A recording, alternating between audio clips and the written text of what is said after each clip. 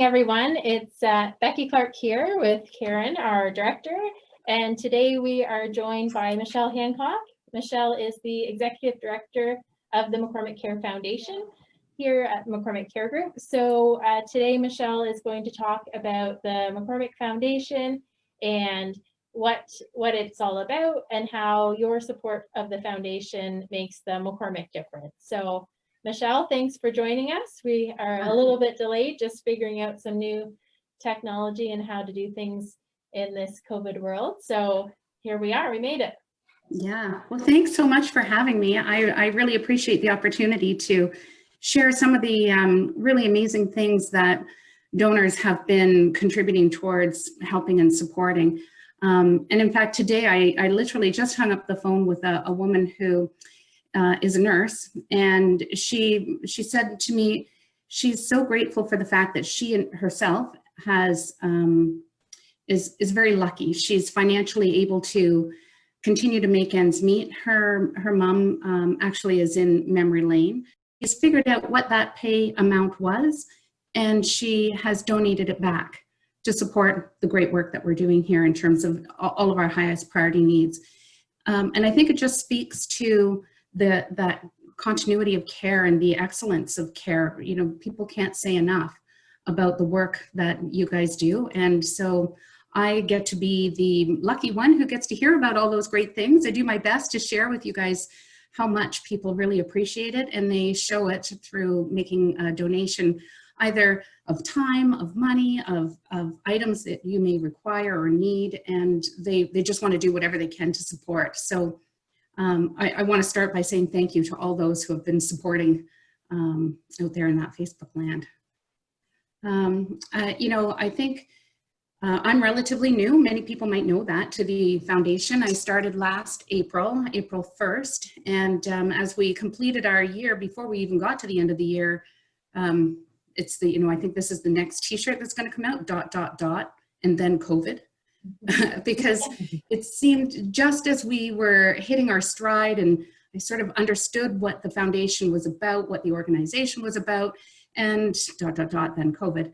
So we've had to rethink a bunch of things. And I think if I can brag about you guys for a moment, because I know you're too humble to do it, the work that you did to pivot, as you say, to make sure that people were still being supported in the community and doing your best to open your doors as quickly as you can, as safely as you can, speaks volumes to the dedication and commitment and professionalism.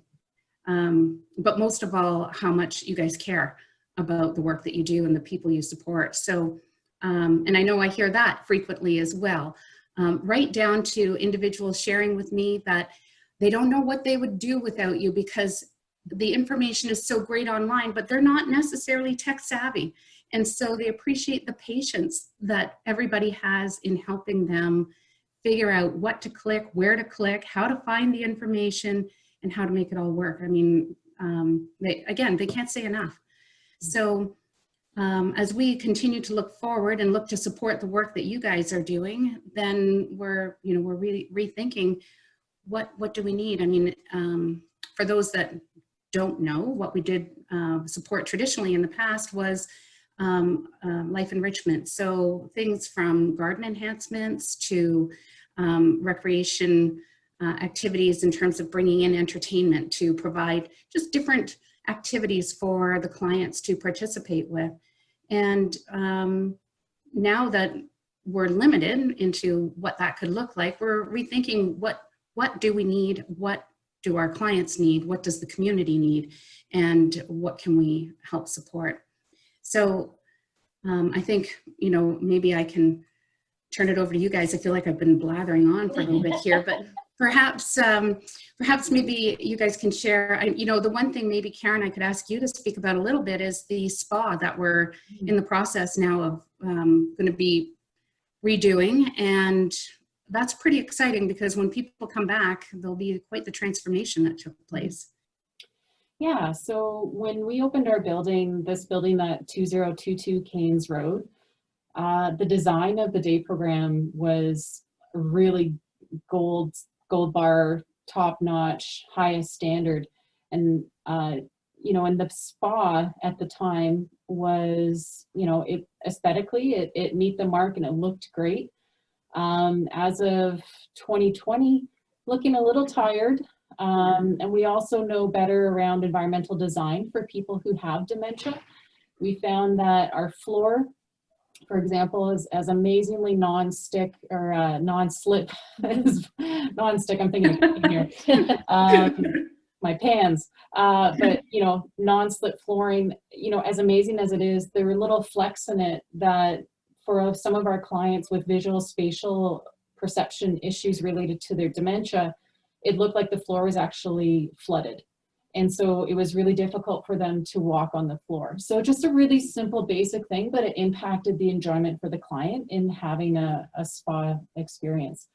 So, so we've worked with architects and we've come up with a really beautiful design. And crazily enough, with COVID and having to have enhanced infection prevention and control measures as well, our new design is actually going to make it so much easier for us to keep that room spick and span and sanitized as it should be, and always has been, but will definitely be much more so now. So it really is deluxe, and we can't do the spa without the support of the foundation, what it comes down to, because to completely redo an entire room in a setting like this, it's not Karen installing a new toilet for $400, you know, in my house. Yes. It's a lot. And so we really need the support of the foundation, and we are getting it, which we're extremely grateful for. Well, and I think it's something that I learned just recently as well, is that truly the donors who are supporting this initiative, this is something that the government would not fund. Especially in a time like this when funds are going to become even more limited. So it really is the over and above. It is a really good example of the McCormick difference at the end of the day for our clients and those that are able to come and use our services. So yeah, I think we're all grateful and looking forward to seeing the end result. So we'll share what that looks like when it's all done, for sure. And then, you know, as we continue to go forward, you know, our foundation is working closely with Karen and Becky and team to better understand what other needs there are, from whether it be the kits that are going to the community, or Emily and her art therapy, which I've been seeing some really wonderful comments from people. And for those of you who know Emily, you know how super sweet she is. I mean, that girl's an angel. So I think, you know, some of the comments have been that the caregivers are learning through this process as well, that they get to be a little more hands-on, a little more involved. And in fact, it sounds like some of those sessions have continued even after Becky's no longer part of the conversation, that the client and caregiver are working together even afterwards. So I think, again, it's, you know, the art therapy piece is one, again, that's not funded by the government, and it's donor support that makes the difference in this space. So again, we say thanks for that. And when you see Becky, when you see Emily, you will know how really marvelous she is. I think, you know, what we're trying to do right now from a foundation perspective is just wrap up our annual report. Things we've been, well, it's myself and a half-time person, and I've been working from home just to minimize the amount of exposure brought into McCormick. And so as we continue to work through and get some of our, I'll say, ducks in a row organized and keep the doors moving along, I'm just finalizing our community report, a year-end review of what we've been doing over this last year and some of the events that took place. And we're also in the process of looking at next year. What does next year look like? And as many will know, the Ritz has been a very big event for the organization for many, many years, and probably one of our biggest revenue generators as well. I'm not sure that we're going to be in a place to host the Ritz this year in the way that we have in the past. you know, depending, of course, what happens with COVID, whether it, you know, whether we have another spike or don't have another spike, I don't know if it's even responsible of us to host an event where we try to bring, or even if we would legally be able to bring that many people together. So we're working with the committee to think about new ideas of what this could look like, and how can we create an experience that people would still want to be part of, that's still ritzy, for lack of a better term, and maybe it's virtual and you're only ritzy from the waist up. I don't know. But looking to find ways to celebrate the work that's being done and share with people some of the highlights of what's happening around, so that they can stay connected to some of the needs that exist for McCormick Dementia Services. So aside from that, you know, we're still continuing to fund programs as best as we can, and yeah, support is still needed, and it's changing in terms of what we're supporting. But rest assured, it is supporting the work of you guys and your team. I think, Michelle, whenever someone donates to the foundation and we're supporting the clients in the program here, regardless of how if the money goes to entertainers, or if the money goes to our subsidy so that somebody can actually come to the day program when normally they can't financially afford it. The money, you know, the donation money going towards the spa, money going towards the garden renovation or rejuvenation that we've just had. It's a ripple effect. Like I really don't think people understand when they donate how incredibly important that dollar is, and the ripple effect that it has. So you know, it's impacting clients in the moment in the day program, which then impacts their mood, impacts them when they go home, so that the caregiver then is impacted when the person comes through the door, and we're hoping that they're in a really good space, and man, they're tuckered out, ready for bed to have a really good sleep. You know, so even, you know, spa seems like it's a renovation. It's a huge deal, because some of our clients, the only time they get to have a bath is when they come to the day program. And so there's just, I guess I want donors to know that every dollar has a ripple effect of positivity in impacting our clients and our caregivers. Yes, yes. That's really a good way of looking at it, because I wonder, people may not think of it that way, right? But that's a really great explanation, Karen, on how that all comes together. Thanks for sharing that. I'm going to steal it if I might. I think it's important to think about right now, like if people are thinking, well, not as many people are coming on site, you know, how big is that ripple? I think our impact, like arguably, is even larger right now because of our virtual reach. So the number of people, the number of clients and their caregivers that we're supporting. I just had a phone call with a caregiver whose parent is participating in the Zoom program, and what they're able to learn as caregivers for their father-in-law or whoever it may be, and how that affects their family, and then how it supports their church group. Like, so again, it's that ripple, and it's really profound what's happening right now. We really feel like, I think society feels like COVID has shut things down.